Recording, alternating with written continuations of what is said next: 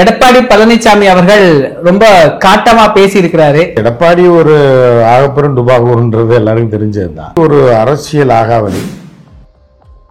நல்ல வேளை இந்த விஷுவல் மீடியாவும் இந்த சோசியல் மீடியாவும் இல்லை அப்படின்னா எடப்பாடியாயை ஒரு மிகப்பெரிய தேச தலைவர்கள் வரிசையில் சேர்த்திருப்பாங்க. இந்த நன்றி மறப்பது நன்றல்லன்னு ஒரு வார்த்தையை பயன்படுத்துறாரு சார். 24ல நன்றி மறந்துட்டாரு, இப்ப நன்றியோட இருக்கிறார். அரசியல் அமாவாசை தான் எடப்பாடி, அது உலகத்துக்கே தெரியும். இன்னைக்கு மழை வரும்னு சொல்றாங்க, அதனாலதான் அந்த பயண திட்டத்தை நான் மாத்திட்டேன், வானிலை ஆய்வாளர்கள்ட்ட கேட்டேன். அறிவுஜீவி இப்போ அமெரிக்கன் சேட்டலைட்டை பார்த்தா அவர் காலையில் எழுந்திரிச்சு அப்படியே தன்னோட ஷெட்யூலே போடுவார்.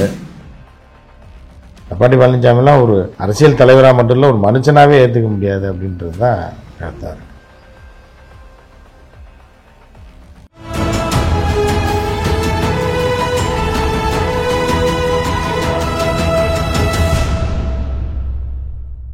தமிழ் நிறம் நேயர்களுக்கு வணக்கம். இன்று நம்மிடையே மூத்த பத்திரிகையாளர் திரு உமாபதி அவர்கள் இணைந்துள்ளார்.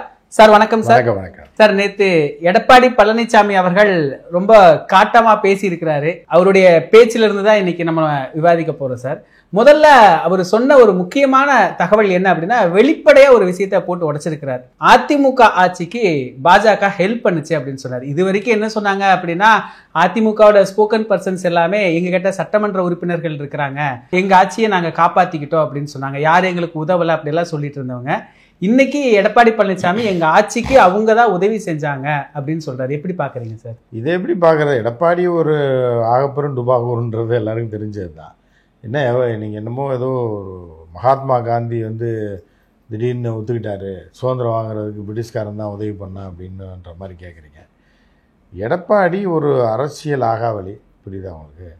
எடப்பாடி எப்படி படைக்கு வந்தார்னு உலகத்துக்கே தெரியும். நல்ல வேளை இந்த வீடியோவும் விஷுவல் மீடியாவும் இந்த சோசியல் மீடியாவும் இல்லை அப்படின்னா எடப்பாடியாயை ஒரு மிகப்பெரிய தேச தலைவர்கள் வரிசையில் சேர்த்துருப்பாங்க. எடப்பாடியார் சொல்கிற பொய்யுக்கும் புரட்டுக்கும் பித்தலாட்டத்துக்கும். அந்த ஆள் எப்படி வந்தார்னு எல்லாருக்குமே தெரியும். காலில் தவழ்ந்து போய் விழுந்து புரண்டு மண்ணை நக்கி வந்தார். இந்த வீடியோ வெளியாகி சின்ன குழந்தையிலேருந்து கண் தெரியக்கூடிய எல்லாருக்குமே தெரியும் எடப்பாடி எவ்வளோ பெரிய டுபாகூர்னு. ஸோ அப்படி இருந்துமே அந்த எடப்பாடியார் முன்னாடி என்ன சொன்னார்? நானாக வந்தேன், உழைச்சி வந்தேங்கும்போது அதாவது ஒரு மனிதன் கேவலமான ஒரு செயலை செய்து பதவிக்கு வரும்போதே அந்த மனிதன் எவ்வளோ கேவலமானவன்றதை அறிவுள்ளவர்கள் புரிந்து கொள்வார்கள். புரியுதா? மானம் உள்ளவர்கள் புரியுது, மான ஈனம் வெக்க ரோசம் உள்ளவர்கள் புரிஞ்சுக்குவாங்க. இந்த ஆள்லாம் ஒரு தலைவன், இந்த ஆள் கையில் நாடு, இந்த ஆளை ஆட்சி செஞ்சு இதில் நம்ம வாழணுமான்ற நிலைமைக்கு வந்துருவோம்.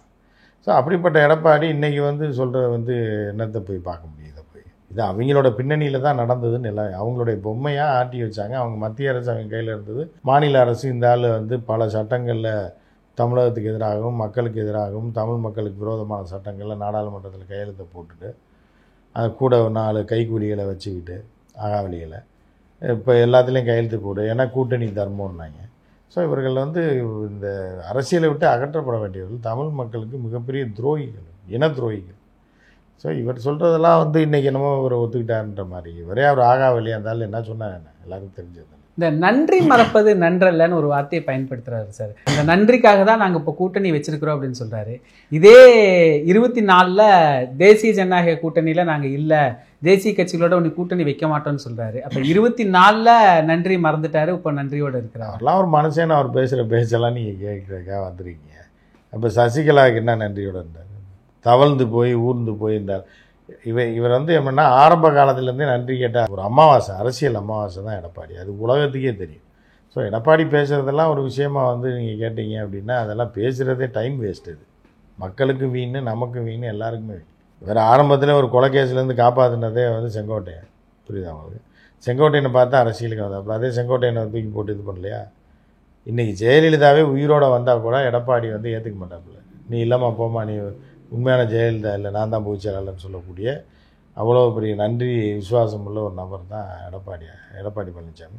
எடப்பாடி பழனிசாமிலாம் ஒரு அரசியல் தலைவராக மட்டும் இல்லை, ஒரு மனுஷனாகவே ஏற்றுக்க முடியாது அப்படின்றது தான் கருத்தாக இருக்குது.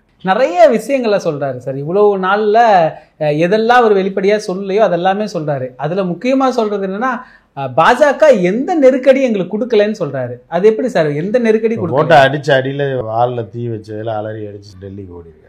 பாஜக நெருக்கடி கொடுக்கல அப்படின்னா பாஜகவோட அடிமை தான், கைக்கூலி தான். இவங்கெல்லாம் இப்போ இருக்கிற பணத்தை கோடிக்கணக்கில் கொள்ளையடிச்சு வச்சுருக்காங்க. இதை காப்பாற்றுறதுக்காக அங்கே போய் காலில் வந்து அடுத்து அதை தொடர்ந்து இது பண்ணுறது தான் எடப்பாடியோட கைக்கூலின்னு நீங்க சொல்லியிருந்தீங்க சார். இவர் யாரை கைக்கூலின்னு சொல்றாருன்னா செங்கோட்டையனை கைக்கூலின்னு சொல்றாரு. சொல்லுவார்ல, ஜெயிலில் களி தின்னு வாழ்க்கையை கழிச்சிருக்கணும் ஒரு 14 வருஷம் கொலை கேஸில், காப்பாற்றி விட்டது கைக்கூலின்னு சொல்லுவார். இவர் ஒரு முரண்பாடு பண்றாருல சார். இப்போ கைக்கூலிகளை உருவாக்குகிறார்கள்னு சொல்றாரு. யார் உருவாக்குறாங்க? இப்போ செங்கோட்டையனை யார் உருவாக்குறாங்க?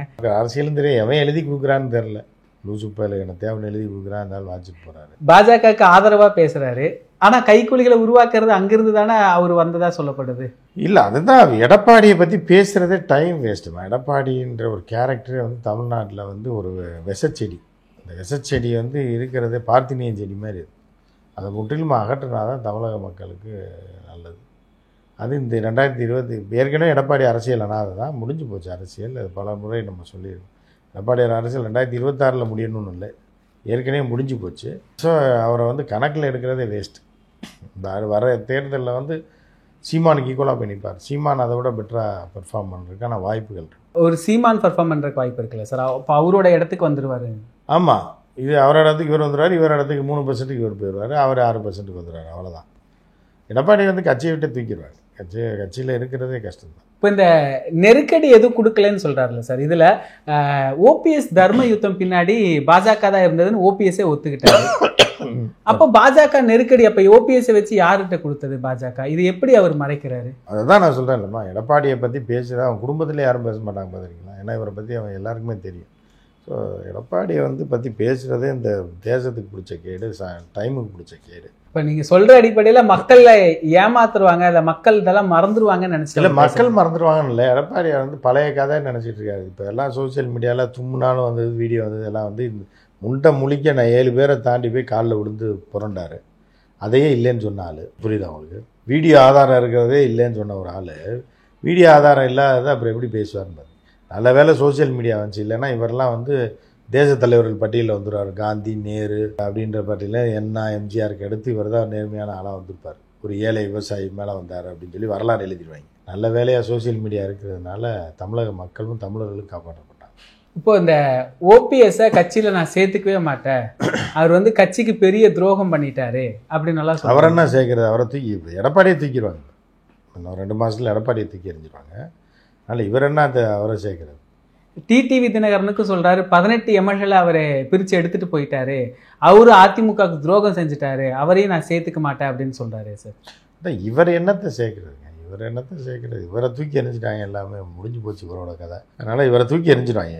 அதிமுக தூக்கி எறிஞ்சிட்டு எடப்பாடி இல்லாத அதிமுக அப்படின்ற மாதிரி இருக்கும். அவர் வீட்டுக்கு போயிட வேண்டியதான். ஜனதா கட்சியில் ஏற்கனவே இருந்தார். திருப்பி சுப்பிரமணிய சாமி மாதிரி ஜனதா கட்சிகிட்ட போய் ஏதாவது பண்ணிவிட்டு மீதி காலத்தை ஓட்டிகிட்டு இருக்காங்க. இப்போ இவர் தூக்கறதுக்கு வாய்ப்பு இருக்கா சார்? நான் ஒரு ஸ்ட்ராங்கான ஆளுங்கிற மாதிரி தானே ஒரு பிம்பத்தை கட்டமைச்சு வச்சிருக்கேன். எல்லாரும் அப்படி தான் சொல்லுவாங்க, ஸ்ட்ராங்கான ஆள் தான். வடிவேல் மாதிரி தான், பில்டிங் ஸ்ட்ராங், பேஸ்மெண்ட் வீக், அவர் அதனால தூக்கிடுவாங்க. இப்போ இன்னைக்கு டெல்லி பயணம் போறாரு, போறதுக்கு முன்னாடி இந்த பேச்செல்லாம் பேசுறாரு. இதை அமித்ஷா கவனிச்சிருப்பார்ல சார்? என்ன மாதிரியான பின் விளைவுகள் அமித்ஷா கிட்ட இருந்து வரும்? அமித்ஷான்னா இவர் தமிழ்ல பேசுறதா? அமித்ஷாவுக்கு ஹிந்தியும் குஜராத்தியும் தவிர டமாரா அதுக்கு ஒன்றும் தெரியாது. இவர் தமிழ்ல பேட்டி கொடுக்கறதா உட்காந்து இங்கே தமிழ் டிவிக்காரன் போடுற லைவ் உட்காந்து அமித்ஷா பார்த்துட்டு இருக்காரு. இதெல்லாம் என்னன்னா உளவுத்துறைக்கு சொல்ற தகவல். நம்ம போறதுக்கு முன்னாடி இந்த மாதிரி உங்களை பயங்கரமா புகழ்ந்து பேசியிருக்காருன்னு அங்கே சொல்லுவாங்க, நம்ம போறப்ப வரவேற்பாங்க அப்படின்னு. ஆனால் அவங்க மனசுல இருந்து இவங்க தூக்கி போட்டாங்க. இவங்க இந்த அளவுக்கு பாஜகவை தாக்கி பிடிக்கிறாரு. கிட்டத்தட்ட எடப்பாடியே ஒரு பாஜக ஆதரவாளருங்கிற மாதிரி இப்போ மாறினது நல்லா தெரியுது இவருடைய பேச்சுல. இதே சமயம் ஜெயலலிதா அவர்களுடைய வளர்ப்பு மகள்னு சொல்லிட்டு ஒருத்தங்க அமித்ஷாவை போய் பார்த்துருக்குறாங்க. அமித்ஷாவும் அதுக்கு நேரம் கொடுக்குறாரு. இதை எதிர்த்து யாரும் பேச மாட்டேங்கிறாங்களே சார்? இல்லை, அதெல்லாம் வந்து என்னன்னா அவர்கள் வந்து கொள்ளை, தமிழ்நாட்டில் ஜெயலலிதா அடித்து வைத்திருக்கிற கொள்ளை, இப்போ அந்த பணம் இருக்கு இல்லையா, இந்த பணம் எங்கே இருக்குதுன்னு டெல்லி பிஜேபி தேடிட்டு இருக்காங்க. யார் யார் மூலமாக இருக்குது, யார் யார்கிட்ட பினாமி மூலமாக இருக்குது, யார் யாரெல்லாம் அதை கொள்ளையடிச்சு வச்சுருக்காங்கன்னா ஒரு கணக்கு எடுக்கிறாங்க. கணக்கு எடுக்கிறேன்னா நான் ஜெயலலிதா மகன் ஒன்று போய் நிற்கிது, வாமா அப்படின்னு கூப்பிட்றாங்க. இன்னொன்று ஜெயலலிதா பேத்தின்னு ஒன்று போய் நிற்கும், இன்னொன்று சித்தப்பா மகன் ஒன்று போய் நிற்கும். இது பூராமே பினாமி டிக்கெட்டுகள் வேறு ஆள்கள் வைத்திருந்தது. ஸோ அவங்களெல்லாம் கூப்பிட்டு விசாரித்து எங்கெங்கே பணம் வச்சுருக்காங்கன்னு சொல்லி தூக்கிட்டு துரத்தி விட்ருவாங்க. ஸோ அதுக்காக தான் டைம் கொடுக்குது. ஆனால் இது ஜெயலலிதா அவர்களுடைய புகழ் பெயருக்கு ஒரு கேடு தானே சார்? ஜெயலலிதாவுக்கு என்னங்க புகழ் பேர் இருக்குது? ஜெயலலிதா அம்மையார் தான் வந்து கடைசி காலத்தில் சிறையில் தான் இருந்தாங்க. ஊழல் வழக்கில் சிறையில், அவங்களுக்கு என்ன புகழ் பேர் இருக்குது அப்படின்னு ஒரு கேள்வி எதிர்கட்சி நம்ம கேட்குறது. எதிர்கட்சிகள் ஆளுங்கட்சியாக இருந்து முதலமைச்சராக இருக்கும்போதே சிறைக்கு சென்றவர் ஜெயலலிதா, அவருக்கு என்ன இப்போ பேரும் புகழ் இருக்குன்ற ஒரு கேள்வி வரும். ஸோ அதனால் அது அது ஒரு பெரிய விஷயமா கிடையாது. இன்னைக்கு டெல்லி போயிருக்கிறாரு சார், என்ன நடக்கும் அதிமுகல? ஏன்னா ஏற்கனவே செங்கோட்டை கையில காலில் விழுந்து புரள்வார். வடிவேல் காமெடியில் வருவான், இல்லை காருக்கு முன்னாடி 100 மீட்டருக்கு முன்னாடி விழுந்து புரள்வான் பாருங்க. வண்டி எங்கேயோ இருக்குது, மூதேவி எங்கேயோ விழுந்து புரளுது பாருங்க. அந்த மாதிரி தான் அவங்க தூக்கி எரிஞ்சிட்டாங்க. இது போய் புரளும், அங்கே போய் ஒரு 100 மீட்டருக்கு முன்னாடி விழுந்து புரண்டுட்டு வரும். அவங்க பார்ப்பாங்க, இப்படி இங்கே வந்து புரள்றியா, வண்டிக்கு முன்னாடி விழுந்து என் டாட்டையை போட பார்க்குறியான்னு சொல்லி துரத்தி விட்றாங்க. ஸோ இதுதான் நடக்கும், வேறு என்ன நடக்கும் சார்? இப்போ செங்கோட்டையன் அவர்கள் சொல்லியிருக்கிறாரு, இன்னும் 1 மாசத்துல எல்லாமே மாறிடும் அப்படின்னு சொல்லியிருக்கிறாரு. இப்போ அந்த கெடுக்காக தான் இவர் மறுபடியும் போயிருக்கிறாரா? ஆமாம், அவர் 10 நாள் கெடு கொடுத்தார்ல, அந்த கெடு இன்னைக்கோட முடியுது. அதனால அந்த 10 நாளைக்குள்ளே அவர் அடுத்த பிளானை போட்டு நம்மளை தூக்கி எறிஞ்சிருவாங்களோன்றதுக்காக, அதை தப்பிப்பதற்காக தான் அவர் டெல்லி போயிருக்காரு. வேறு எந்த காரணமும் கிடையாது. அங்கே போய் பேசிட்டு வருவார், ஐயா அப்பான்னு காலில் விழுந்து நானே இருக்கேங்க, நானே பார்த்துக்கிறேன் அப்படின்னு. இதுக்கு முன்னாடி போன மாதம்லாம் பில்டப்லாம் விட்டார். அப்படி ஆகும், இப்படி ஆகும், நாங்கள் தான் ஆட்சி அமைப்போம், எங்கள் தலைமையில் தான் ஆட்சி, நான் தான் முதலமைச்சர்னு. இப்போ போய் ஐயா நீங்கள் சொல்கிறதெல்லாம் நான் கேட்குறேன், தயவுசெய்து என்னை காப்பாற்றுங்க, நீங்கள் என்னை தூக்கி எரிஞ்சிடாதீங்கன்னு சொல்லி போய் கெஞ்ச போவார், போயிட்டு வருவார். ஆனால் அவர் ஒரு மறுப்பு தெரிவிக்கிறார். ஏன்னா இன்றைக்கு இருந்த பயண திட்டத்தெல்லாம் மாற்றி வச்சுட்டு அதுக்கு ஒரு காரணம் சொல்றாரு, இன்னைக்கு மழை வரும்னு சொல்றாங்க, அதனால தான் அந்த பயண திட்டத்தை நான் மாத்திட்டேன், வானிலை ஆய்வாளர்கள்ட்ட கேட்டேன். பெரிய அறிவுஜீவி. இப்போ அமெரிக்கன் சேட்டலைட்டை பார்த்தா அவர் காலையில் எழுந்திரிச்சு அப்படியே தன்னோட ஷெட்யூலே போடுவார். இல்லைன்னா வெதர் ரிப்போர்ட்டை பார்த்து தான் இவர் வந்து இந்த இத்தனை மணிக்கு இங்கே மழை வரும், இங்கே பிரச்சாரம் பண்ணுறான்னு. என்ன நடக்குதுன்னே தெரியாது இவருக்கெல்லாம். இதெல்லாம் காமெடி பீஸாக தான் பார்க்கணுமே தவிர சீரியஸாக பார்க்க முடியாது. ஓபிஎஸ் சொல்லியிருக்கிறாரு, சசிகலாவை சந்திக்க போற, செங்கோட்டைன்னு வருவார், விரைவில் நாங்கள் 3 பேரும் சந்திப்போம் அப்படின்னு சொல்றாங்க. இது இவர் ஏதாவது பாதிச்சிருக்குமா? ஏன்னா திடீர்னு கிளம்புறாரு. அவருக்கு 2 பேருமே ஆகாது. ஓபிஎஸ் ஆகாது, சசிகலாவை ஆகவே. ஏன்னா சசிகலா காலில் விழுந்து தான், சசிகலா போட்ட பிச்சை தான் இவருக்கு அந்த பதவி. இவ்வளோ நாள் அந்த பதவியில் இருந்தாருன்னா அந்த சசிகலா அம்மையார் போட்ட பிச்சை. அந்த அம்மா அப்பயே வேறு யாராவது கை காட்டியிருந்தேன்னா வேறு யாராவது இருந்திருப்பாங்க, இன்னும் வேறு ரூபத்தில் போயிருக்கலாம், ஆட்சி நடந்திருக்கலாம், கவிழ்ந்திருக்கலாம், இல்லை வேறு யாராவது பார்த்துருந்துருக்கலாம், இல்லை செங்கோட்டையன் அந்த பொசிஷனுக்கு வந்திருந்தாருன்னா அமைதியாக கட்சி நடந்துருந்துருக்கலாம், எப்படி வேணாலும் இருந்திருக்கலாம். ஸோ அந்தம்மா போட்ட பிச்சை தான். ஓபிஎஸ் அந்த டைமில் அந்தம்மாவை எதிர்த்து அரசியல் பண்ணார். இது பூராமே சுயநல அரசியல் தான், இது பூராமே டுபாக்கூர் தான். ஓபிஎஸ் தனக்கு பதவி வேணுன்றக்காக அவர் பல்ட்டி அடித்து போய் இப்போ சுடுகாட்டில் போய் இடுகாட்டில் உட்கார்ந்தார். அந்த காலகட்டத்தில் இவரோட இருந்தார், இவரையும் எதிர்த்தார், அவரையும் எதிர்த்தார், அப்புறம் இவரோட சேர்ந்து அவங்கள எதிர்த்தார், இப்போ அவங்களோட சேர்ந்து இவர் எதிர்க்கிறாரு. ஸோ இது எல்லாமே ஒரு சுயநல அரசியல் தான். ஸோ இது எப்படி போய் முடியும்னு அதான் செங்கோட்டையன் சொன்ன மாதிரி 1 மாதத்தில் தெரியும். ஒருங்கிணைப்புக்கு வாய்ப்பு இருக்கா சார்? அமித்ஷா அந்த ஒருங்கிணைப்பை பேசுவார். ஒருங்கிணைப்பு எல்லாம் அவர் பேச மாட்டார். ஒருங்கிணைப்புக்கெல்லாம் வாய்ப்பு கிடையாது. எடப்பாடி தூக்கி வெளியே எரிஞ்சிட்டாலே ஒருங்கிணைஞ்ச மாதிரி தான், எல்லாரும் உள்ளே வந்துடுவாங்க. ஆனால் எடப்பாடிக்குன்னு ஒரு ஆதரவாளர்கள் எல்லாம் இருக்கிற மாதிரி காட்டுறாங்களே சார். அதுக்காக அவங்க ஊருக்காரவங்க இருக்க தானே செய்வாங்க. 10 பேர் பதவியில் இருக்கவங்க 10 பேர் ஆதரவாளர் இருக்க தான் செய்வாங்க. ஸோ அதுதான் எடப்பாடி என்ன பெரிய சூப்பர் ஸ்டாரா? எல்லாருக்குமே தெரியுமா? இதை இப்போ திருத்தணியை தானே எடப்பாடியார் மூஞ்சியை காமிச்சோன்னே யாருன்னு கேட்பாங்க. ஸோ அந்த மாதிரி எடப்பாடியாருக்கெல்லாம் செல்வாக்கெல்லாம் கிடையாது. ஆனால் கூட்டம் வருது இல்லை சார், அவருடைய பிரச்சாரம் கூட்டம் வருது. காசு கொடுத்தா கூட்டம் வரும். நீங்கள் வேணால் சொல்லுங்கள், 250 ரூபா தலை கொடுங்க, எவ்வளோ பேர் வேணும்னு ஏஜென்ட் இருக்கான்.